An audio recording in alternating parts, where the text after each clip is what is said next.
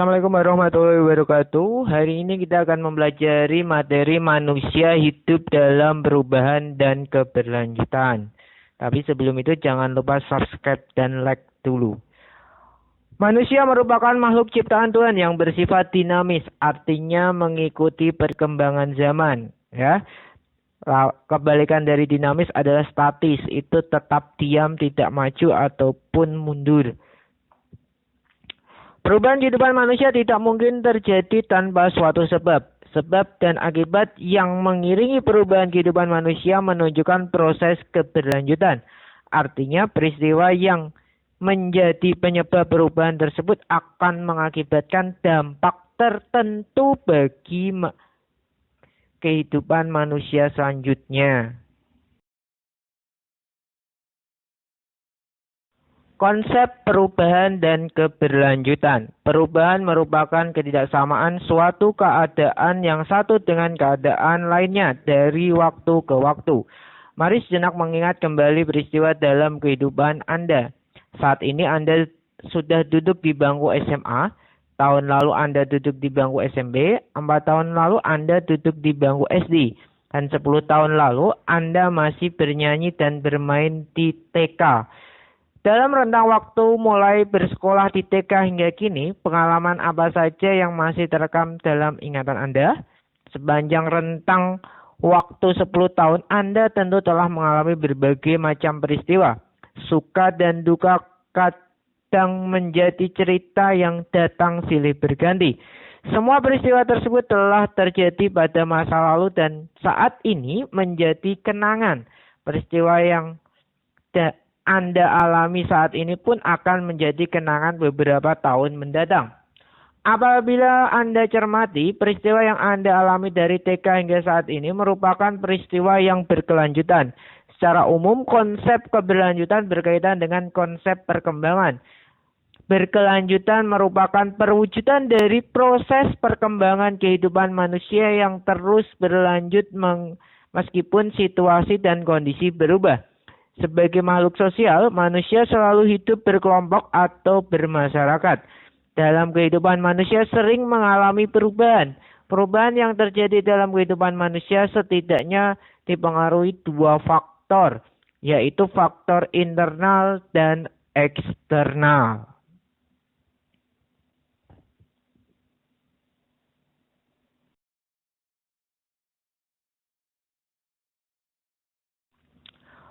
Faktor internal. Faktor internal merupakan penyebab perubahan yang berasal dari dalam masyarakat. Faktor internal perubahan dalam masyarakat antara lain bertambah atau berkurangnya jumlah penduduk, penemuan-penemuan baru, pertentangan atau konflik dalam masyarakat, dan pemberontakan atau revolusi dalam masyarakat. Penjelasan mengenai faktor internal penyebab perubahan adalah sebagai berikut.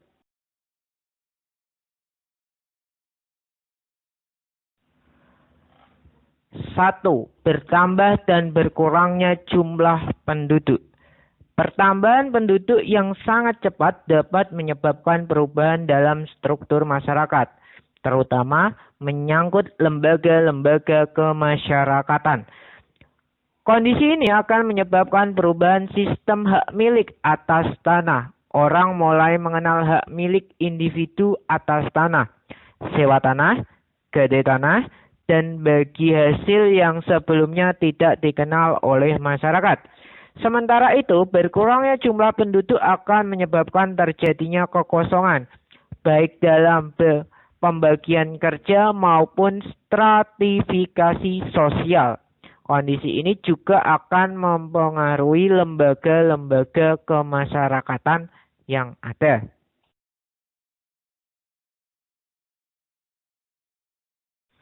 Faktor internal penyebab perubahan yang kedua adalah penemuan-penemuan baru. Berbagai penemuan baru memiliki peran penting dalam proses perubahan. Penemuan-penemuan baru dapat dibedakan menjadi dua, yaitu discovery dan invention. Discovery adalah penemuan dari suatu unsur kebudayaan baru, baik berupa alat, baru maupun ide baru yang diciptakan oleh individu atau suatu rangkaian ciptaan individu-individu dalam masyarakat. Sementara itu, invention adalah penemuan dari suatu unsur kebudayaan baru yang sudah diakui, diterima, dan diterapkan oleh masyarakat. Dengan demikian, proses discovery dapat berkembang menjadi invention apabila masyarakat sudah mengakui, menerima, dan menerapkan suatu penemuan baru dalam kehidupan sehari-hari. Kalian bisa mengamati gambar pada slide berikut. Di situ saya menayangkan contoh mobil pertama, di mana mobil pertama itu adalah buatan Nikolaus Cugnot. Walaupun sudah berhasil, tapi mobil itu sering mengalami ledakan karena tekanan uap. Dan ini merupakan contoh dari discovery, sebuah penemuan baru yang diciptakan oleh individu atau individu dalam masyarakat, tapi masih belum diterima. Untuk yang selanjutnya, mobilnya adalah rancangan Daimler, yang mobilnya sudah semakin lebih baik dan sudah mulai diterima masyarakat. Untuk di slide selanjutnya, itu contoh dari invention, di mana penemuan yang sudah ada diperbarui atau diinovasi menjadi penemuan yang semakin lebih baik untuk menunjang kebutuhan manusia.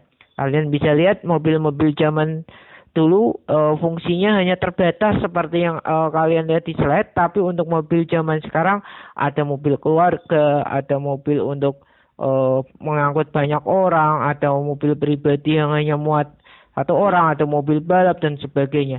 Nah, itu merupakan inovasi dari sesuatu yang sudah ada menjadi yang lebih baik.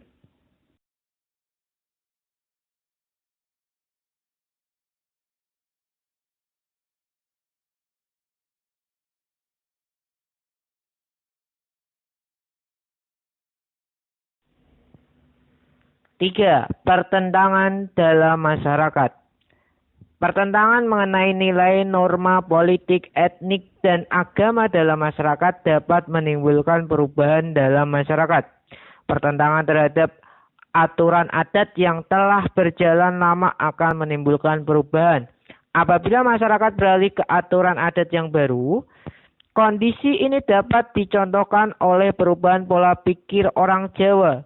Dahulu dalam masyarakat Jawa sering terdengar ungkapan mangan ora mangan sing penting kumpul, atau makan tidak makan yang penting kumpul. Ungkapan ini memiliki arti bahwa setiap orang tua di Jawa tidak menginginkan anak-anaknya pergi merantau, meninggalkan kampung halaman. Mereka sudah cukup bahagia dengan hidup bersama meskipun dalam kondisi yang sederhana, atau cukup makan saja sehari-hari, yang penting bisa berkumpul satu keluarga dan tidak butuh harta mewah. Pada saat ini ungkapan tersebut sudah mengalami perubahan seiring beban ekonomi semakin tinggi dan tuntutan zaman. Kebutuhan yang semakin banyak membuat orang-orang dari desa akhirnya memilih untuk merantau, pergi keluar daerah untuk bisa memenuhi kebutuhan hidup yang luar biasa banyak. Para orang tua di Jawa sudah memiliki pemikiran terbuka untuk memiliki kehidupan sejahtera. Mereka akhirnya mengikhlaskan anak-anaknya merantau untuk mencari pekerjaan yang layak dan mendapatkan kehidupan yang lebih baik dan lebih sejahtera.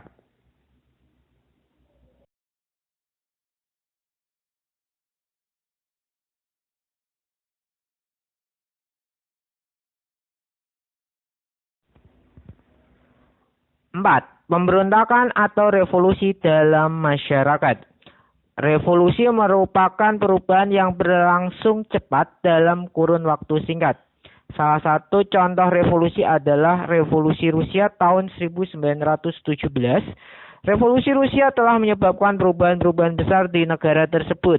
Pada awalnya Rusia merupakan negara berbentuk kerajaan yang dipimpin oleh Tsar.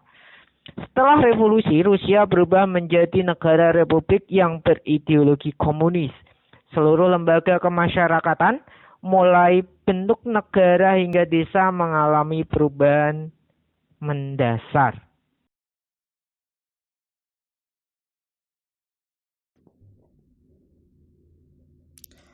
Faktor eksternal penyebab perubahan. Faktor eksternal merupakan penyebab perubahan yang berasal dari luar masyarakat. Penyebab perubahan faktor eksternal dalam masyarakat antara lain lingkungan fisik, peperangan, dan pengaruh kebudayaan asing. Coba Anda perhatikan penjelasan berikut untuk mengetahui faktor eksternal penyebab perubahan.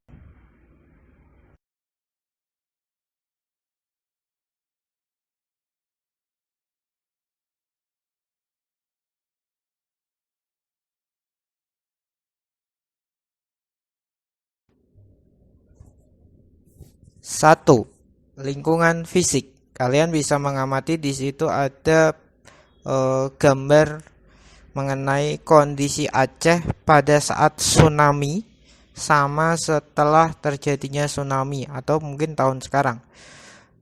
Kondisi lingkungan fisik masyarakat memiliki potensi sebagai faktor penyebab perubahan sosial. Adanya bencana alam seperti gempa, banjir, gunung meletus, dan tsunami memungkinkan masyarakat meninggalkan daerah asal dan pindah pada permukiman baru. Berubahnya kondisi lingkungan fisik juga dapat diartikan sebagai berubahnya lahan lama untuk kepentingan baru. Contoh, lingkungan fisik yang berpengaruh terhadap perubahan masyarakat adalah bencana tsunami Aceh yang terjadi pada tanggal 26 Desember 2004. Pasca peristiwa tsunami, wilayah Aceh mengalami kerusakan cukup parah. Bencana tsunami menyebabkan puluhan ribu orang meninggal dunia, rusaknya infrastruktur, dan lumpuhnya aktivitas masyarakat Aceh. Semakin lama, situasi di Aceh mulai berubah. Pemerintah Indonesia dibantu berbagai lembaga internasional berusaha membangun dan menata kembali seluruh aspek kehidupan di wilayah Aceh. Pemerintah mulai membangun kembali jalur transportasi dan infrastruktur seperti pasar, perumahan, dan fasilitas umum lain. Semua langkah tersebut dilakukan agar denyut kehidupan masyarakat Aceh kembali berdetak. Kondisi Aceh pada tahun 2016 jauh lebih baik dibandingkan setelah bencana tsunami. Agar lebih jelas, perhatikan gambar pada slide berikut yang tadi saya ceritakan kondisi wilayah Aceh pada saat tsunami tahun 2004 sama kondisi kota Aceh yang sudah selesai dibangun pada saat ini.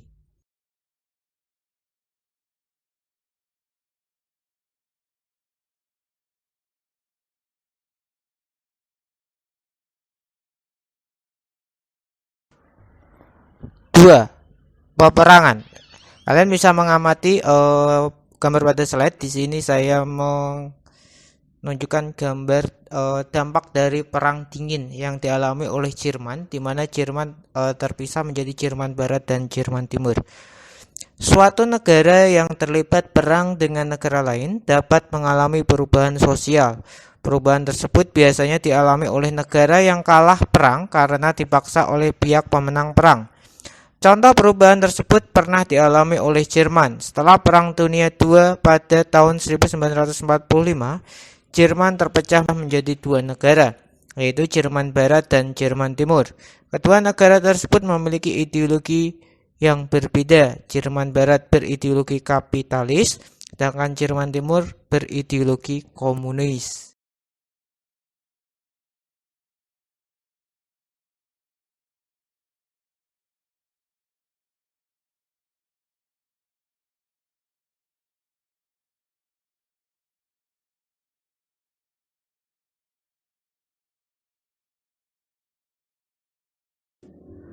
Tiga, pengaruh kebudayaan asing. Kalian bisa mengamati di sini adalah khas dari budaya Indonesia yaitu wayang. Pada masa praaksara atau manusia purba, wayang dianggap sebagai sebagai salah satu cara untuk memuja roh nenek moyang yang disebut Hyang. Tapi pada masa Hindu-Buddha, wayang digunakan untuk acara seperti pementasan cerita Ramayana Mahabharata, dan pada masa Islam digunakan untuk dakwah. Salah satunya yang terkenal adalah yang dilakukan Sunan Kalijaga dengan pagelaran wayang judul Jamus Kalimosodo. Pengaruh kebudayaan asing dapat menyebabkan terjadinya perubahan dalam masyarakat. Hubungan secara fisik antar dua kebudayaan masyarakat akan menimbulkan pengaruh timbal balik. Kebudayaan suatu masyarakat cenderung akan mempengaruhi masyarakat lain. Proses penerimaan kebudayaan asing oleh masyarakat akan menghasilkan alkulturasi. Alkulturasi adalah perpaduan antara dua kebudayaan atau lebih yang berbeda serta berlangsung secara damai dan serasi, dan masih meninggalkan budayaan lamanya. Keberadaan alkulturasi merupakan salah satu ciri untuk melihat perubahan sosial suatu masyarakat. Contoh wujud alkulturasi antara budaya asing dan lokal adalah wayang, seperti yang tadi saya jelaskan pada awalnya. Pada masa praaksara, seni pertunjukan wayang biasa dikaitkan dengan fungsi magis religius atau digunakan untuk upacara pemujaan terhadap roh nenek moyang atau Hyang. Pada masa ini sering menceritakan kisah kepahlawanan dan petualangan nenek moyang, kisah Dewi Sri atau Murwakala. Pada masa Hindu-Buddha wayang sering ditunjukkan dengan cerita-cerita yang lebih variatif, yaitu Ramayana dan Mahabharata.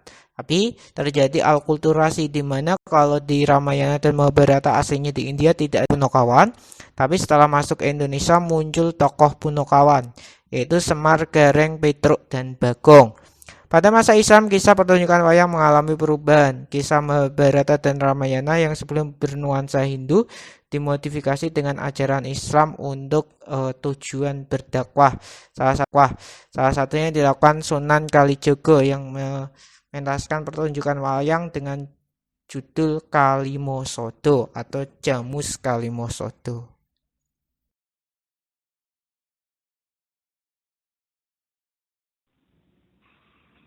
Oke guys, jangan lupa like, comment, share, and subscribe ya.